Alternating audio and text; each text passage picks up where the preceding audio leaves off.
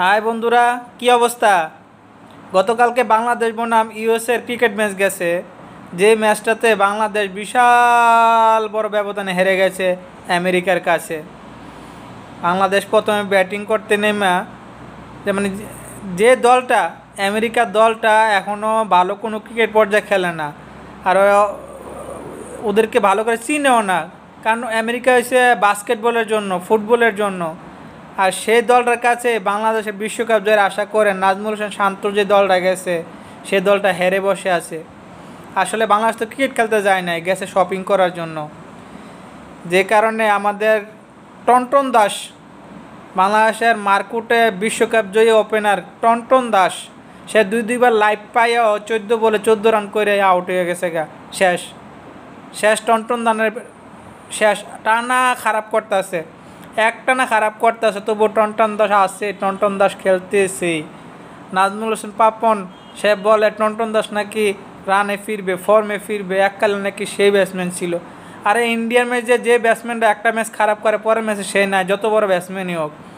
আর বাংলাদেশের মধ্যে আপনি একটা কনফার্ম পাইবেন, যত ম্যাচে খারাপ করুন আপনি থাকতেছেনই, আপনি থাকবেন এই টিমে। যেমন নাজমুল হোসেন শান্ত বলে লিটন দাস নাকি মানে বিবেচনা থাকবেই, সে ফর্মে থাকুক আর না থাকুক। তো এই ধরনের প্রত্যাশা দিলে, আশ্বাস দিলে কোন ব্যাটসম্যানটা ভালো করবে বলেন?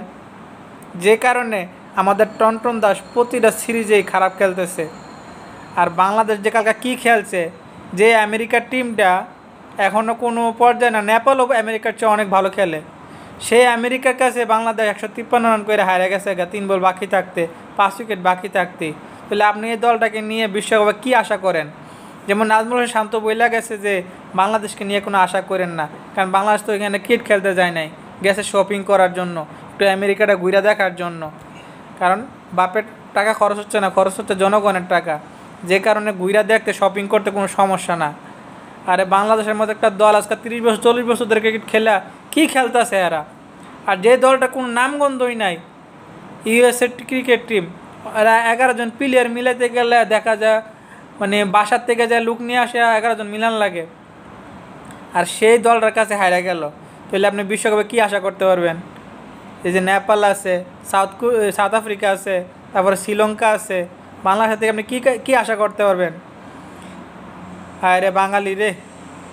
এই যে বাংলাদেশ ক্রিকেট টিমটা ডুবাইছে নাজমুল হোসেন পাপন আর নাজমুল হোসেন শান্ত, আর যে দলটা নিয়ে গেছে, এই দলটা নিয়ে বিশ্বকাপে ভালো কোনো করার প্রত্যাশা করার লাভ নেই ওই নাজমুল হোসেন শান্তর কথা মতেই। কারণ বাংলাদেশ টিমের মাঝে কোনো কিছু আশা করা যাবে না। তো টনটন দাসের রানে ফিরবে এই আশায় প্রত্যাশায় আছে নাজমুল হোসেন শান্ত এবং নাজমুল হোসেন পাপন। তো দেখা যাক টনটন দাস কতটুকু ডুবাইতে পারে বাংলাদেশকে।